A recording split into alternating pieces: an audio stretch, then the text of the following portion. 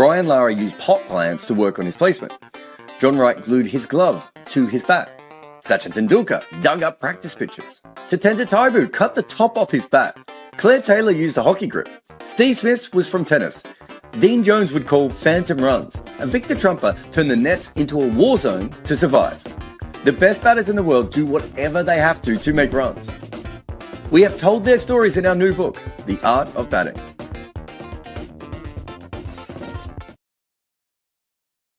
Hello, and welcome, ladies and gentlemen, to Good Areas Live. I'm Behram who you can find at DefMango on Twitter. And with me is Varun Alvaconda, who you can find literally nowhere. Even when you try hard enough on social media, you will fail. And just before we get into this preview of the Oval Test, which starts tomorrow between England and India, I want to let you guys know that these podcasts are powered by our supporters on Patreon. And you can become one of them by going to Patreon/Good Areas Podcast. Then you can enjoy ad-free content. You can slag us off in the Discord, talk to us exclusively, give us quick picks recommendations, all of that fun stuff. And now let's get to the subject matter. Varun. The series currently stands 2-1 in England's favour. There was a lot of drama at the end of the Old Trafford test. Tempers flared. Everyone had their pitchforks out. Everyone was pissed off collectively on different things, I suppose. And then prior to the start of this test match, literally like 2 days after all of that drama, we have Gambhir versus Lee Fortis, the groundsman at the Oval, and everyone saw that video in which Gambhir was pointing his finger at Lee Fortis, and he basically said that you can't tell us anything. He said that 4 times in 4 different ways, and also said, you are just a groundsman, stay in your capacity. Now, first, I just want to know your thoughts on this, and then I'll share mine. Yeah, I mean, it's just Gambhir being Gambhir, isn't it?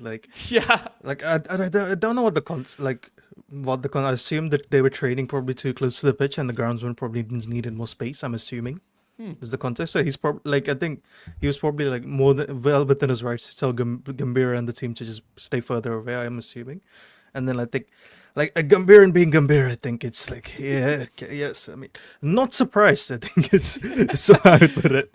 Yeah, I mean, Gambhir getting into an altercation with anyone is very believable and business as usual. So let alone a groundsman, I mean, I don't think that surprised me. Although I will say this, that my understanding of the issue is that they were too close to the surface and had rubber spikes on.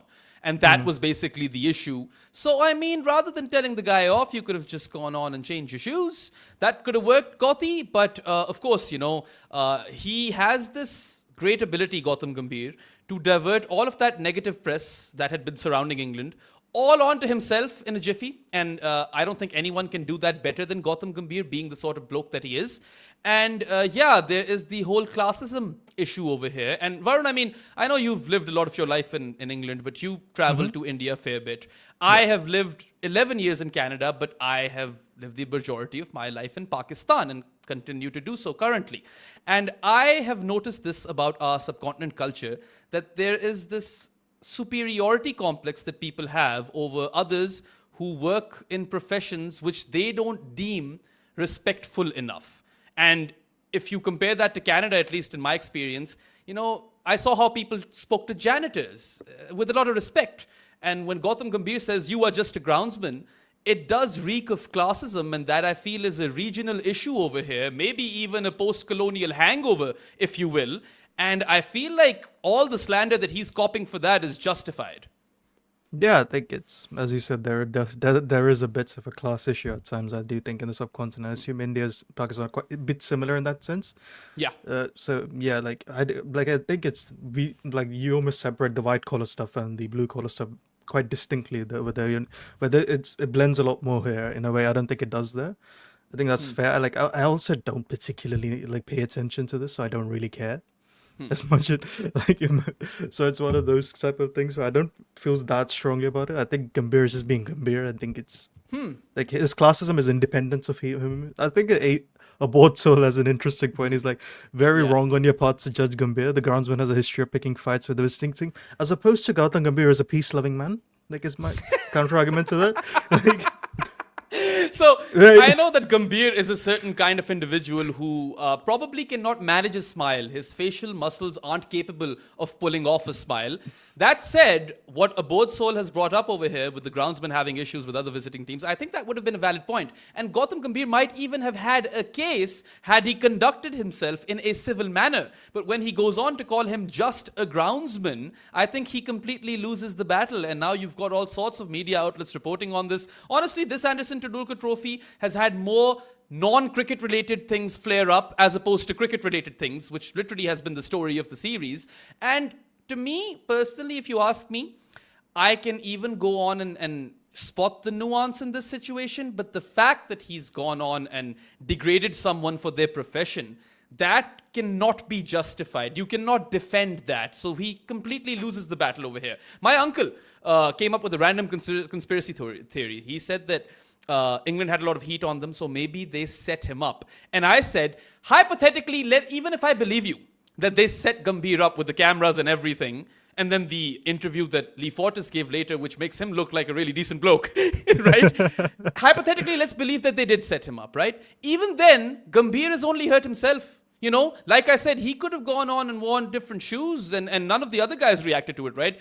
Kotak didn't react. Tenduskar seemed to be kind of easing the situation at times. And Morne Morkel was too busy chewing his gum. It was like he wasn't even there, right?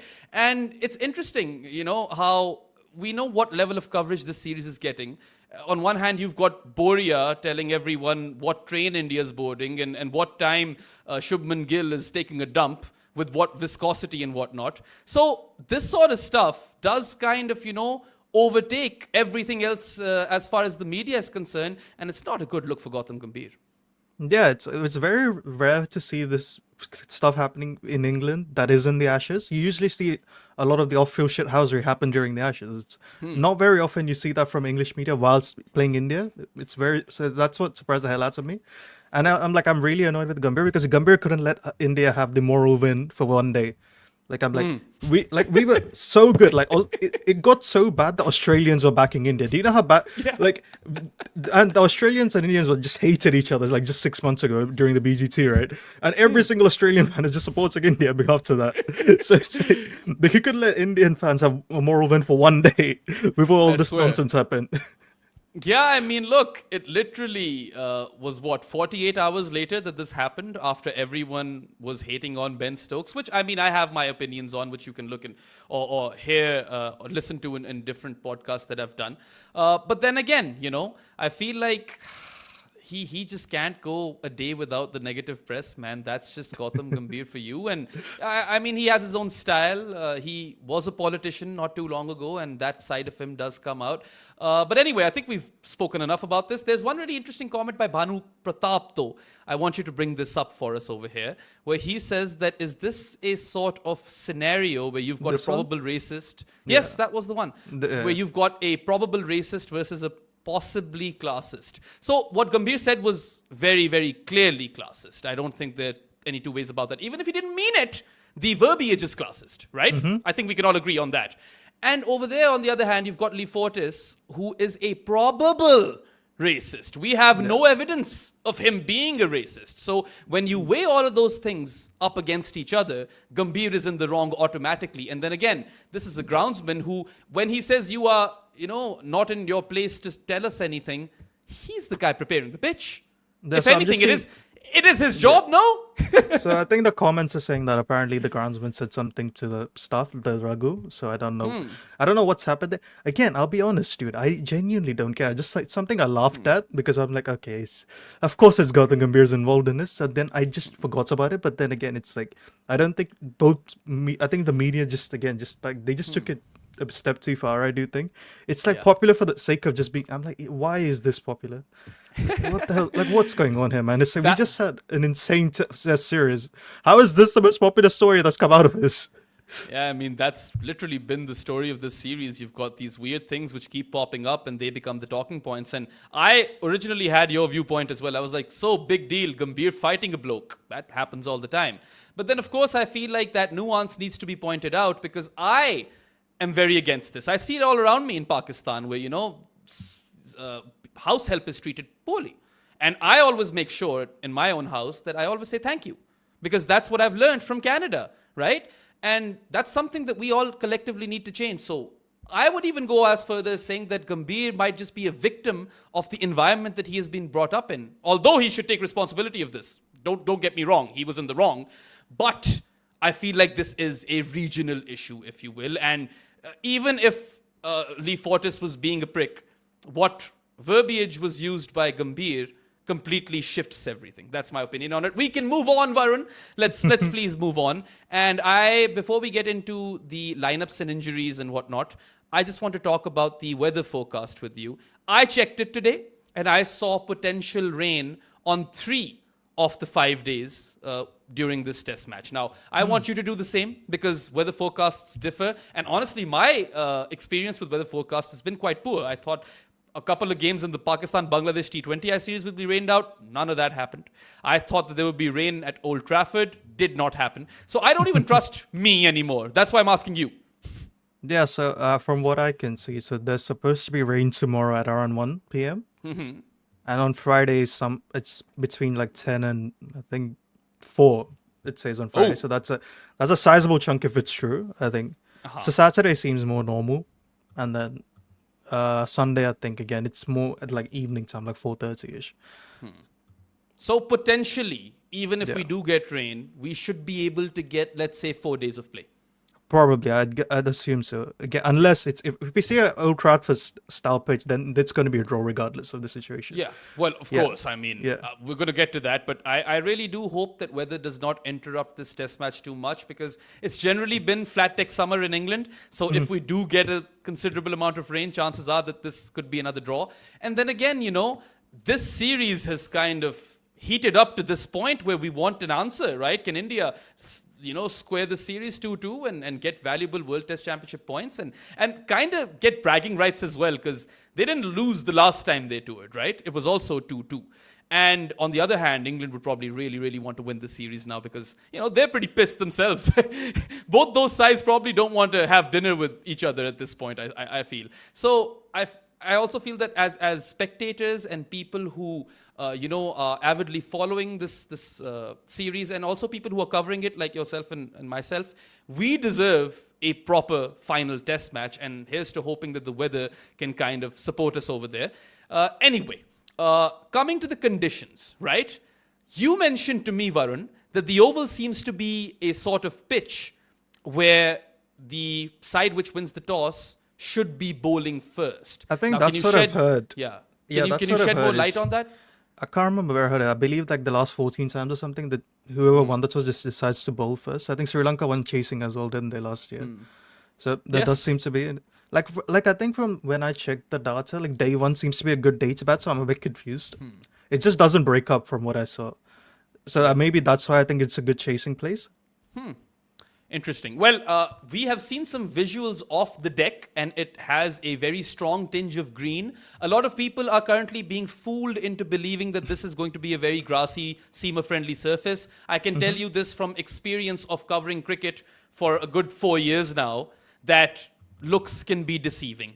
This could very well turn out to be a flat deck. Do not assume that it will be fast bowler friendly just by looking at the surface right now. And they might even trim the grass a bit. Who's to say? And they added grass to the Old Trafford surface, and that only made it, stick together or hold together even better. So, I mean, my assumption for now is that, batting will generally not be too difficult over here.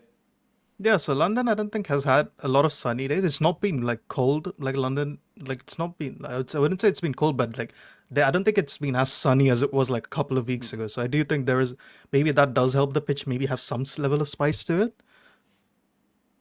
Interesting. Well, I mean, only time will tell what the deck has to offer. And all I really hope for is that, we saw 24 wickets fall across 5 days at Old Trafford. And whilst that test match had its moments, don't get me wrong, it ends up being a really, really good draw because India pull off a phenomenal recovery. I mean, when you are trailing by 311 and you have to bat out 5 sessions and you manage to do that with ease, that deserves a lot of praise. I'm fully there that I don't think it was a terrible test match. I even enjoyed a lot of parts within that test match, right? But I don't want to see 24 wickets fall in a test match. I want to see either 40 wickets fall or close to 40 or at least 33 at the very least, right? So this has been kind of a theme on this or throughout this entire tour. And I really hope to see that something, changes over here. We get to see more wickets, Varun, because you and I are both people who enjoy bowling more than batting, I feel. Yeah, definitely. I think the fans and the players, or everyone deserves a 3-day test match because I genuinely don't think the players have it in them to play another 5-day test match. Like it's like I think Jared was telling us, right? The journalists, everyone is dead, seems to be exhausted. Like the parts of me just also wants to see whether we can have like 25 days of test cricket in a series. Because when the hell was the last time that happened? So, honestly, yeah. I mean, we've got 20 already, Varun. Yeah, we got 4 20 test already, matches, right? 20 days of cricket, and I don't know what Bumble said that the last test match had a 20-day pitch, or it was good enough for 20 days. I just hope things are different at the Oval, and let's see if we can get a result. Hopefully the rain stays away, and both those teams would be dying to finish this series on a high. Anyway, there's more to talk about in terms of lineups and injuries, and then we'll do some predictions as well. But before that, we will be taking a short break. You guys are watching Good Areas Live with Behram and Varun, which we will rebrand to the Alvaconzi or Kazakonda show someday. It will happen. This will become a regular feature. But anyway, we'll be back very, very shortly in like half a minute, so go nowhere. Cricket boards actually make watching their games almost impossible. I spend almost as much time trying to find where I can view it as I do actually following the action. That is why I use NordVPN. They let me find all the cricket I want to watch while protecting me from the nasty side of the internet. Nord will free your cricket matches. Grab your exclusive NordVPN deal by going to nordvpn.com/good areas to get a huge discount off your NordVPN plan plus 4 additional months on top. It's completely risk-free with Nord's 30-day money-back guarantee. Watch every match with NordVPN.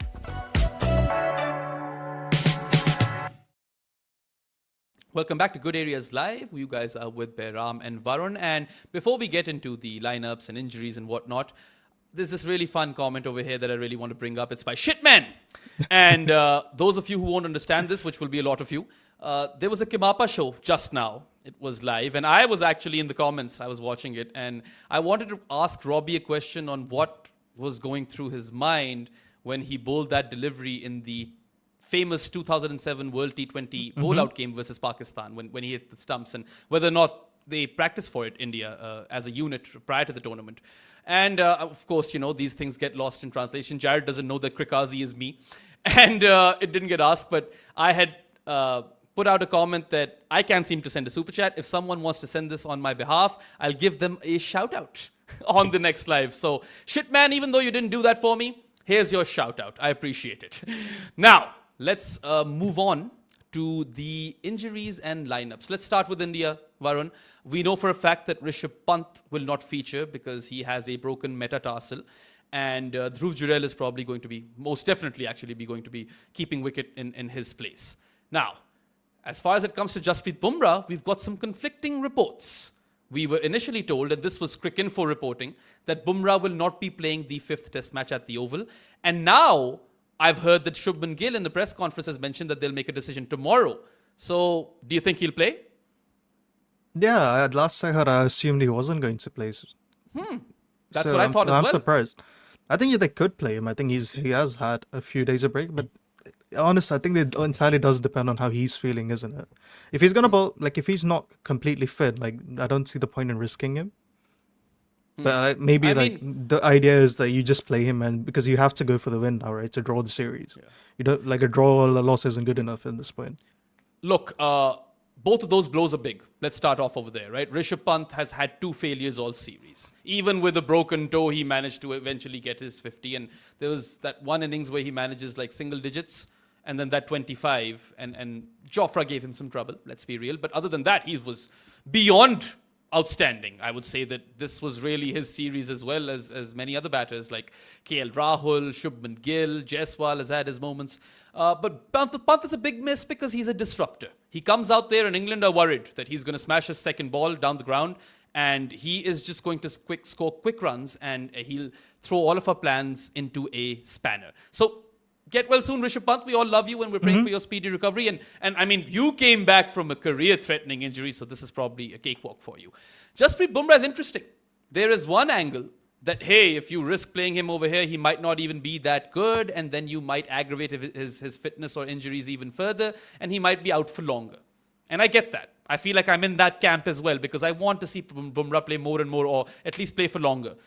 There are speculations that this might be his last World Test Championship cycle, and I think there is merit to that argument because, I mean, there's only so much that his body can take, and clearly he can play back-to-back tests, right? Or can't seem to play back-to-back tests. That's what we've kind of learned in this series. But the other argument is compelling, and that's your argument, that, hey, you want to win the series. If you can put in a shift and you can help us win this test match, you can take that 6-month-long break and recuperate on your own time. I just don't know if that is worth the risk of seriously aggravating Bumrah's fitness condition. Yeah, again, like, is he like 80% fit? Is it the precaution? Like, we don't really know. Cricket's so bad at communicating how injured players are, so it's one of those things where all we can do is just guess, essentially. But it's like, if he's like 80 to 90% fit, maybe it is worth the risk to play him, because I think 80 to 90% of Bumrah is still probably India's best fast bowler. Right? I think even on current form. Yeah, because I think the other thing is... go for that. I mean, I know that his pace dropped at Old Trafford, and you can expect that as well. He's got heavy workloads. I know Shayan hates this conversation, but if Bumrah is bowling 44 overs on average, in the first 2 test matches, then I feel like someone with his action, it is going to take a toll on him, right? But then again, even at his worst, which was his previous game, right? I mean, he concedes his maiden 100 in Test cricket, and his average is now closer to 20 runs per dismissal. Yeah, that is correct. 20 runs just per dismissal. He is still Jasprit Bumrah. He will still evoke fear in the hearts of English batters. And whilst they might have played him well, especially the top order, you can make a case for that. He is that guy. He is him. Playing him does have an impact on the opposition. And he does give India an edge every time he plays, because there is a gulf between Bumrah's quality and the rest of India's seamers. Also, Siraj is tired. Let's not forget about that. Yeah. Does he play, right? Do you want to risk him? Because this guy has only had 1 break, Varun, and that was the Champions Trophy. I'm assuming he is going to play for some reason. I think it's like they just don't mind playing him. And also Siraj does, he's more of a workhorse than Bumrah, but I do feel bad for him at times. That's right. The other thing is, like, even if India do play Bumrah, for the love of God, use him as a first change bowler. Yeah. I've seen this debate on the internet where people almost put it like, oh, well, Bumrah is really good with the new ball, so it's like, but Siraj and Akash need to, like, he's not actually very good with the new ball, like the very brand new ball. He isn't always good at controlling it. There's debate, one it's not other like angle. Cummins debate, right? Yeah. One other angle over here, Varun, is that when you are playing with the Duke's ball, the lacquer tends to come off after 10 to 12 overs and the ball swings a bit more. So why not use Jasprit Bumrah in that phase? Right? I think that's a very valid argument. Yeah. So, like, would it not be better for, like, to, let's say, have Akash bowling a 6-over spell, use Siraj for 3 overs, decide if he's in rhythm. If he's in rhythm, give him all the 6 overs. If he's not, bring Bumrah on. I don't get why they seem to feel the need to give all the bowlers 6-over spells, because that way you also ensure that the 3 best bowlers are bowling for longer together, aren't you? That's actually quite valid. I think you have a point over there. Also, I mean, look, you've got to assess Siraj's fitness as well. He's bowled massive workloads in this entire series and the BGT. He bowled to Harry Maguire, for crying out loud, right? Like, there's been a lot. And he was clearly looking quite drained in this Old Trafford test. Let's be real, right? He looked like someone whose body had gone through a lot. And Siraj is a rhythm bowler. When he's hot, he's hot. When he's cold, he can go for runs. So this is what I want India to do. For once, play Kuldeep. And you may as well consider going triple deep, because Arshdeep hasn't had a game. Akash is probably going to play. And for the love of God, Kuldeep needs to play at least 1 test match. I say go triple deep. The full deep. Yeah, I don't mind it. I think it's a fair idea. But then again, it's the same problem again, isn't it? Like 3 new ball bowlers. Even though I don't think Bumrah's a new ball bowler, like, it's not even like we are not even saying that, oh, Bumrah's like extremely great with the new. He's not very good with the new ball. So it's like, I don't think you're losing anything if you have him like bowling from like the 10th over onwards, right? So I like just give Siraj, Akash, and Arshdeep, the 2 of them, the new ball. All I'll say to Gautam Gambhir and Shubman Gill over here is that you could potentially have it all rolling in the deep. But yeah, honestly, I understand how they are obsessed with extending their batting lineup, and that's why Shardul Thakur has gotten 2 test matches in the series. But, your batting lineup is doing just fine. Everyone in the top 7 is getting runs. So maybe if you want to sacrifice a certain Shardul Thakur who doesn't really extend your batting lineup, and you don't really gain a bowler out of him either because you don't trust him enough with the ball. And I mean, he's old now, and he's a swing bowler, and it's the wobble seam era and all of that stuff. Kuldeep turns the ball both ways. He is probably the most accurate left-arm wrist spinner I've ever seen. And there is a bit in it for spinners this summer for England, in England, right? We've seen that. I mean, even in the previous test match, Jadeja ends up picking up 4 and he's India's most successful bowler. So I would actually go Kuldeep over Shardul. And Jarrell comes in for Rishabh Pant. And then I'm fine with Jadeja at 6, Washington at 7. And then you go triple deep, because I feel like Akash has to play. He's had success on this tour already. And Arshdeep can then bowl with the new ball with Akash. And as we said, if Bumrah is to play, he bowls first change. And then if he doesn't, then you've got the likes of Anshul Kamboj or Prasidh Krishna to come in first change. Yeah, I think that's fair. I completely agree with you. I think, again, I know people have had some issues with thinking, well, do India play 3 spinners? The argument I give against that is, if you think one of Jadeja or Washington are good enough as batters to bat at 6, their bowling becomes irrelevant. So the conversation then becomes, then you're just playing a 3-2 combination. And the 6th bowler, who's Jadeja, let's say, on current bowling form, his bowling is just a bonus to you at that point. Absolutely. Ravindra Jadeja averages 37.5, I believe, in Test cricket. And his batting average in England is 42.15, if I'm not wrong. And he's picked up wickets here and there, but primarily he's been a frontline batter for India this series with 4 half centuries on the bounce, and then he gets his 100, even if England didn't want him to get 100, right? But he gets it. He has been exceptional for India. And I mean, look, I am completely comfortable with Jadeja at 6. That allows Washington to bat at 7, and he's shown us that he is probably a better batter than he is bowler, although I love the drift. But I think when you compare him with Ashwin or someone, like, he is not as good a bowler as Ashwin, but he's a better bat than Ashwin. That's how I look at this, right? And he is an all-weather all-rounder. That also he has proved on this tour. So I think that your batting is quite healthy with Washington at 7, and you can afford to play Kuldeep then. And as Varun said, that it is kind of 3-2, because Jadeja is a pure bat in one sense. Anyway, of course, India has taken some hits with Pant and potentially Bumrah. Of course, I don't know what Gill means over here, but I still think they might not play him. Anyway, I still also believe that India looks a bit better than England because they have lost a fair few people over here, right? Now, Liam Dawson didn't have the worst game at Old Trafford, but he has been axed. And Bryden Cass, if he played at the Oval, I think his body would just fall apart, so he's gone. Jofra Archer was bowling like 128 kilometers per hour in the 3rd innings at Old Trafford, so it's smart to rest him. And he is a big blow because he's an enforcer and he has gotten a lot of left-handed batter wickets.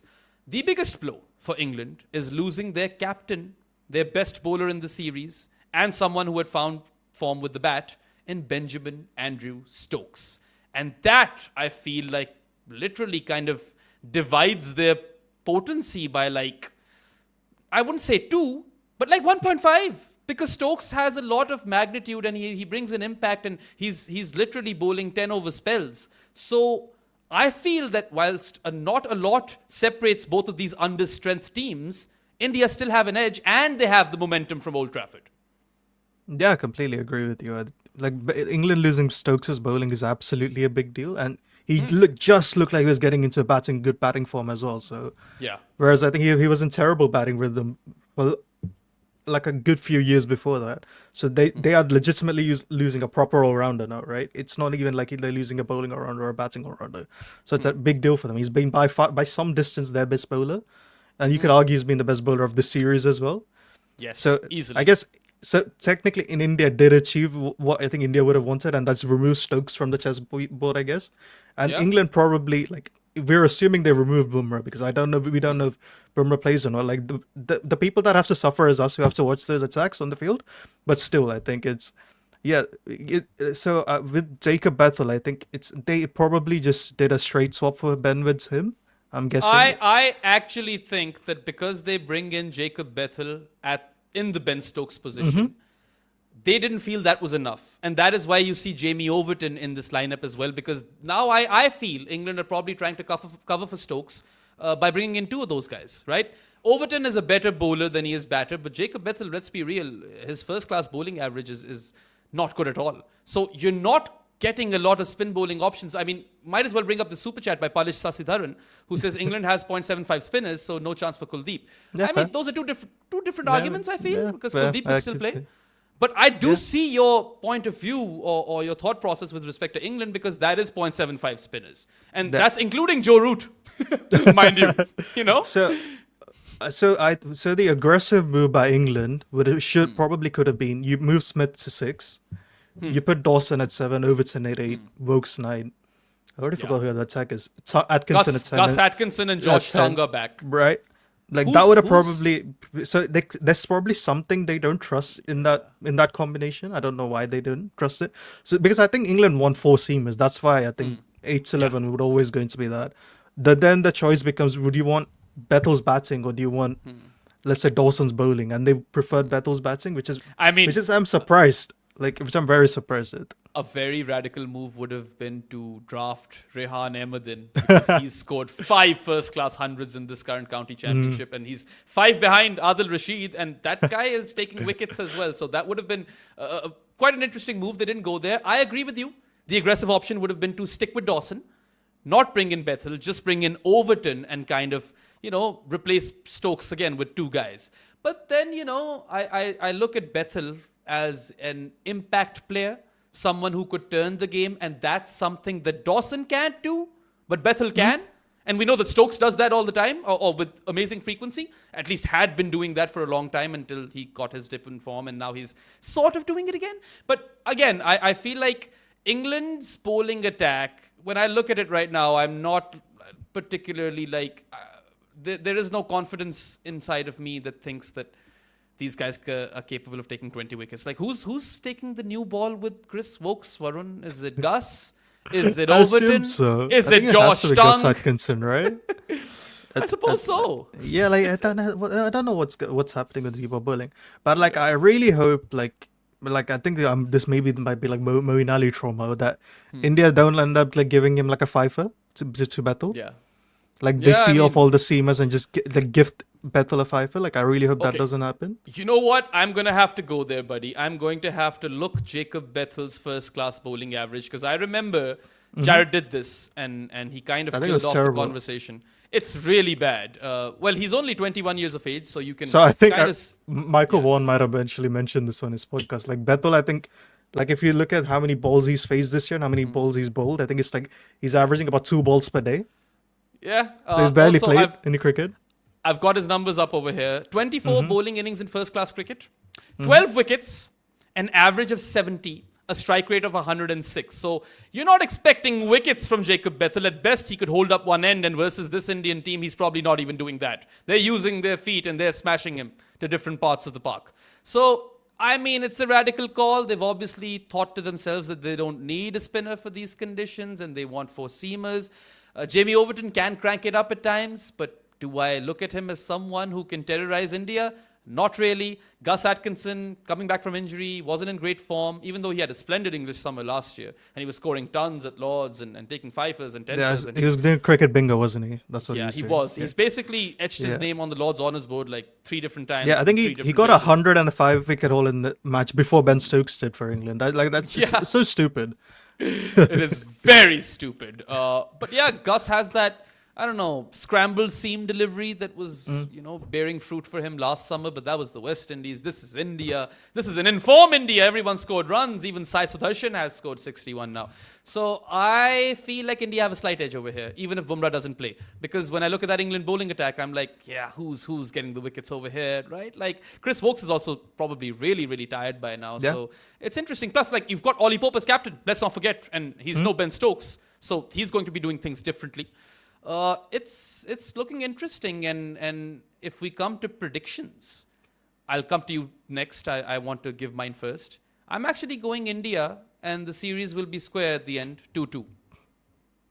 Yeah, I'd like for that to be the case as well. Yeah.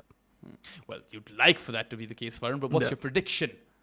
I feel like it's going to be an underwhelming draw. Interesting. Yeah, because I think as comments have pointed out, England have gone with a very draw bowling attack because you have Atkinson, who's coming from injury, so you don't know how good he is, and Overton, Yes. who isn't just good and very very good in general. So you're not really going to trust him to bowl a lot. And then a Bethel is basically like a part timer at this point. So it's like, so they have to score lots of runs, and if that is the case, I don't see like with prediction of rain as well. I feel like Yeah. it is going to be a boring draw. I feel I like don't think England will win, but I also don't know if I can't say for certainty that I also think India will win just because of all these things that are happening. I feel like England have incurred more damage in terms of injuries because Stokes and Jofra are big ones. And whilst Pant is big and potentially Bumrah is also quite big, I feel like pound for pound India are the better team, and they've adjusted to the conditions really well. And I mean, anyone would, I suppose, because it's been flat tech summer. But then again, I feel like if we get only 4 days of cricket in this test match, I think I'm with you. I think the game could very well end in a draw because that might not be enough time for a result. So you guys let us know what your predictions are for this test match in the comments section below. And I don't think we have anything else to talk about, do we? No, I think we've covered everything, right? I think that covers everything. So thank you for your interactions in the chat and your solitary super chat as well. And we'll be back soon enough. I mean, there's lots to talk about once this test match is over. And we've got some fun stuff planned for you as well. Just want to repeat that these podcasts are powered by our supporters on Patreon. And you can pick up one of them by going to Patreon/Good Areas Podcast. You'll get ad-free content. You'll get to chat with us exclusively, slag us off, and yeah, give us recommendations on different kinds of podcasts. And then, of course, one last reminder is that you can go to goodareas.co and bookmark that webpage, which can prove to be a one-stop shop for all the fun work that we do as part of this team, whether it be written content, videos, or podcasts. That's it for today, folks. Have a good one. Enjoy the test match, and best of luck to all English and Indian fans. Here's to hoping that we get an absolute cracker. And hey, let's hope we get 40 wickets, right? That's what I want. Anyway. I want 3-day test match. That's all I ask for. Like maybe 2 days. I'll take 2 days as well. I don't care who wins. I want wickets. Yes, same. Anyway, you guys have a good one. Enjoy yourselves. We'll see you soon enough. That's all for today, folks. Good luck and goodbye. I once made a pair in a club game, which is almost impossible to do. But I have been obsessed with batting my entire life. And so I put that into my new book, The Art of Batting. Being that I'm not very good at that skill, I decided to talk to other people who were. So I hit up as many contacts as I could just to talk about batting. Rahul Dravid, Brian Lara, A.B. de Villiers, Kumar Sangakkara, Ross Taylor, Susie Bates, Nasser Hussain, Ian Chappell, and so many, many, many more. I wanted batters to talk about how they and their friends made runs, because that is the art of batting.